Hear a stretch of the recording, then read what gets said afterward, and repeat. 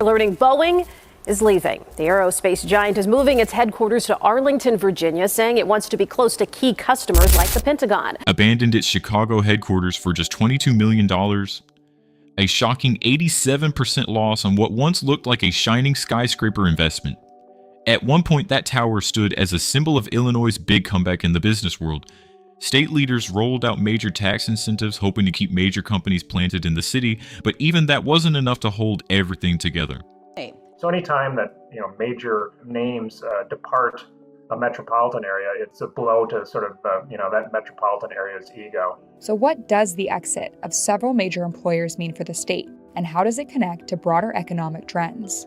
You hear companies all across the country talk about the business community saying, oh, we may leave, we might do it. Well, it's happening here. Those are big announcements. Boeing's departure quickly raised tough questions. If Illinois committed around $60 million trying to secure long-term corporate loyalty, how did the situation spiral so far off track? And who overlooked the early warning signs? The answer points to a deeper economic shift quietly developing behind the skyline. Back in 2001, Illinois and the city of Chicago launched an aggressive campaign to attract Boeing's headquarters. Chicago would be wise to listen, try and understand the why, and then try to solve those issues. Their offer stood out immediately, far larger than proposals coming from other cities. Officials assembled an incentive package estimated at up to $63 million over 20 years, including yearly state tax credits and property tax reductions valued at about $1 million annually. These incentives were organized through the EDGE program, short for Economic Development for a Growing Economy. Strange at the time that Boeing didn't pick Washington net, given the level of defense work that they do and the regulatory environment, FAA relationships. Designed to connect financial benefits directly to job creation and investment in the state. In return, Boeing agreed to bring high-level corporate roles and long-term business activity to Chicago. Company leadership, guided by its director of corporate strategy, reviewed proposals from Dallas, Denver, and Chicago while weighing the long-term advantages of each location. In the end, the decision was about more than just money. The Chicago area losing another corporate headquarters. Caterpillar is moving to Texas. Boeing is expected to move its corporate headquarters to Virginia. Billionaire Ken Griffin is relocating his hedge fund firm headquarters from Chicago to Miami. Chicago offered a central location, strong access to global air routes, and what many leaders at the time described as a welcoming business environment for a Fortune 100 headquarters. Boeing ultimately agreed to relocate roughly 500 senior executives and strategy staff to the city, marking what many observers saw as the beginning of a bold new chapter for both the company and Chicago's reputation as a rising corporate hub. The incentive agreement stretched across a 20-year timeline, carefully tying tax credits and property tax reductions to long-term job creation and office occupancy goals in Illinois. If those headquarters jobs are small but highly compensated, making a lot of decisions, having a lot of those folks come in, using a lot of corporate services, active in the community, even though it might be a limited number of jobs, that defection hurts significantly. The gamble was simple but bold. Public dollars in exchange for prestige, economic momentum, and a stronger corporate skyline. State leaders believed that bringing in a global name like Boeing would boost Chicago's reputation as a powerhouse business hub. The hope was that the company's presence would attract even more corporations, creating steady growth that could justify the public investment over time. But years later, serious concerns about the state's business climate were starting to surface. In February, Corporations headquartered in your area is both important from a jobs perspective, but also sort of a prestige standpoint. 2012, Doug Oberhelman, who was serving as CEO of Caterpillar at the time, released a direct and widely discussed opinion piece in a Chicago newspaper. In it, he argued that rising taxes, costly workers, compensation rules, and layers of regulations were pushing companies to explore opportunities outside Illinois. Oberhelman pointed to a striking example. Caterpillar had added around 14,500 jobs across the United States in recent years, yet none of the company's new factories had been built in Illinois for decades. That's the turkey sandwich for lunch, the dry cleaning, that's pumping money into their local economy back in the Chicago suburbs, or if you live in an apartment downtown. So those little economic catalysts will be gone, and that will hurt. His message landed with force. Oberhelman stated that Illinois was not in the running for major new projects under the current conditions. He also outlined 4 changes he believed could shift the trajectory: balancing the state budget, allowing temporary tax increases to expire, reducing workers' compensation costs, and simplifying business regulations. However, over the following years, these proposals were not fully carried out. Economic data during that period added to the debate. People are definitely out in front, taking the lead, making lifestyle decisions, and companies are playing catch up. Between 2012 and 2016, Illinois saw a decline of roughly 12,500 manufacturing jobs. At the same time, several neighboring states were expanding quickly. Michigan added about 73,000 manufacturing jobs, Indiana around 44,000, Kentucky close to 29,000, and Wisconsin roughly 21,000. Within major companies like Caterpillar, conversations about the region's long-term business environment were becoming louder. Former company vice presidents later described boardroom conversations where Illinois policy gridlock came up again and again as a growing concern.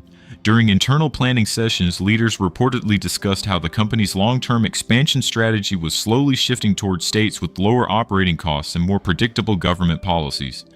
There's just so much more growth in the South and the Southwest, and that's where some of these companies have moved.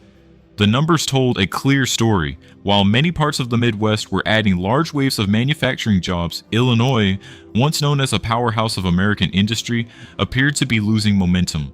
The warnings raised years earlier gradually faded from the spotlight, setting the stage for a new chapter in corporate relocation stories. On May 5, 2022, Boeing announced that it would move its corporate headquarters from Chicago to Arlington, Virginia. The decision arrived more than 20 years after the company had first been welcomed to Illinois with a multi-million-dollar incentive package and strong expectations of a stable, business-friendly environment.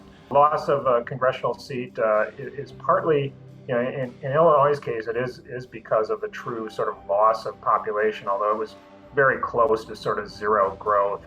But more importantly, it's just not growing as fast as other areas.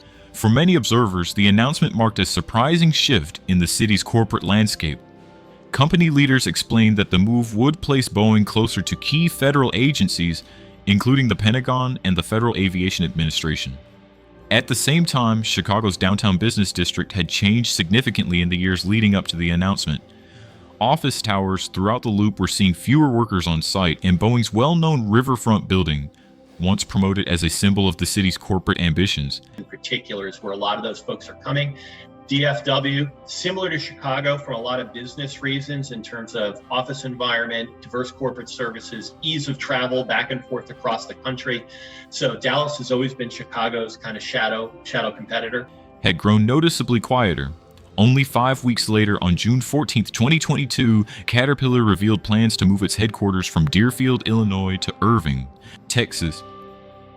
The company, whose roots in Illinois stretch back nearly a century, said around 230 corporate positions would transition to the Dallas area suburbs. According to company statements, factors such as lower operating costs, regulatory predictability, and access to a large professional workforce played a role in the decision. One Boeing engineer, reflecting on the shift, described the Chicago headquarters as a shell of what it was, noting that many colleagues were now working in different locations and the office atmosphere had changed dramatically. Tech firms had really been starting to bulk up and grow in the Chicago area before the pandemic, but that, of course, was very much slowed down by the pandemic. So this will be an interesting, new wrinkle in downtown Chicago to keep an eye on. The back-to-back departures of Boeing and Caterpillar within just a few weeks sent shockwaves through boardrooms and trading floors. For many business leaders, the message felt impossible to ignore. A state that had once attracted major corporate headquarters now seemed to be entering a period of uncertainty, leaving companies quietly re-evaluating their long-term plans in Illinois. Another major announcement soon followed. Certain states are extraordinarily proactive, and cities are extraordinarily proactive in recruiting based on things like quality of life, incentives, workforce, showing and touting the benefits of a certain community. That's because it increases, quite frankly, tax flow to a community. It's a return on investment. Bring customers in, if you will. On June 23, 2022, only 2 weeks after Caterpillar revealed its relocation, financial powerhouse Citadel confirmed that its headquarters would move to Miami. Founder Ken Griffin informed more than 1,000 Chicago-based employees that the firm's global base of operations would shift to Florida. The decision echoed loudly throughout Chicago's financial sector. In the years that followed, the local impact became more visible. By late 2025, Citadel's Chicago workforce had dropped sharply, declining from roughly 1,300 employees to only a few hundred. Many senior professionals and key trading teams were now operating from South Florida. As a result, large sections of office space inside the Citadel Center were gradually given up, leaving entire floors quiet in a building that once represented Chicago's strength as a financial hub. I see the cities that are really winning are those that are in the hunt, in the game, and are out knocking on doors, going to meet with companies. Those might not have immediate results, but 2, 3, 4 years down the line, when a CEO changes over or the key decision makers change over, that's remembered. And that's often when it becomes successful. The ripple effects did not stop there. Tyson Foods later closed its Chicago and Downers Grove offices, affecting roughly 500 corporate roles as Tyson operations were consolidated in Arkansas. Around the same time, TTX Company, a major railcar pooling firm, relocated its headquarters to Charlotte, North Carolina, transferring about 150 professional positions along with it. Inside these companies, the transitions created intense behind-the-scenes adjustments. Human resources teams at Citadel worked quickly to keep key employees on board, offering relocation packages while also processing resignations from staff who chose not to move. Across the corporate landscape, workers found themselves weighing big life decisions, balancing career opportunities, relocation offers, and the stability of their personal family situations. For some employees, the relocations offered a chance to begin a new chapter in a different city. For others, it meant stepping away from a professional network and community they had spent years building in Illinois. When several well-known corporations, including Boeing, Caterpillar, Citadel, Tyson Foods, and TTX announced major moves within roughly the same year, the signal to the broader market was hard to ignore. Many analysts began openly questioning whether Chicago was still the automatic choice for global headquarters. By November 2025, another moment highlighted how much the landscape had changed. Boeing completed the sale of its leasehold interest in the 36-story tower at 100 North Riverside Plaza. The building, stretching across roughly 777,400 square feet along the Chicago River, sold for about $22 million. That figure stood in sharp contrast to its earlier valuation. The property had once been purchased for approximately $165.2 million back in 2005. The numbers quickly caught the attention of commercial real estate watchers. The deal worked out to around $28 per square foot, far below the average price downtown office space commanded before the pandemic and among the lowest prices ever recorded for a prominent riverfront office tower. Analysts pointed to a combination of factors that shaped the outcome. The property was more than half vacant, required significant renovations, and operated under a 99-year ground lease structure that separated the building from the underlying land value. The new ownership group, a joint venture between Hines and the Stoll organization, stepped into a property with major leasing and investment needs ahead. As part of the agreement, Boeing committed to remain in the building as a tenant, leasing back about 70,440 square feet across floors 27 through 29.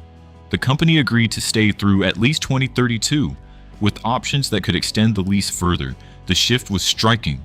A company that once filled much of the tower now occupies less than 1/10 of the space it previously used for its headquarters operations. The sale effectively reflected a reduction in value of roughly $143 million over 2 decades, a figure that many real estate experts say highlights the broader pressure facing Chicago's downtown office market. The story highlights a bigger reality about corporate permanence. In a time when business priorities can shift quickly, Illinois now appears frequently in national data tied to financial and demographic pressures. According to research from the Tax Foundation, residents pay an average of about $13,099 per person each year in combined state and local taxes. That figure sits roughly 50% higher than the national average, placing Illinois among the more heavily taxed states for both households and businesses. Corporate taxes also stand out in national comparisons. Illinois has a combined corporate income tax rate of about 9.5%, ranking among the highest in the country. Property taxes add another layer of cost. For many homeowners, annual property tax bills on a median-priced home regularly exceed $5,000, keeping the state near the top of major property tax rankings year after year. Public finance economists often point to the state's pension obligations as one of The largest long-term financial challenges. Illinois' major pension systems are estimated to be about 46% funded, leaving a substantial gap between current assets and future obligations. Analysts estimate that unfunded liabilities equal roughly $17,500 per resident, adding up to well over $140 billion in total pension obligations. This ongoing financial pressure can affect the state's credit outlook and limit flexibility in public budgeting. Population trends have also drawn attention. Since 2020, census estimates suggest Illinois has experienced a net decline of more than 420,000 residents moving to other states. Data from the Internal Revenue Service indicates that in one recent year alone, roughly $9.85 billion in adjusted gross income shifted out of Illinois as households relocated. Many analysts say these trends reflect broader economic and lifestyle considerations shaping relocation decisions. National Business Climate rankings show similar challenges.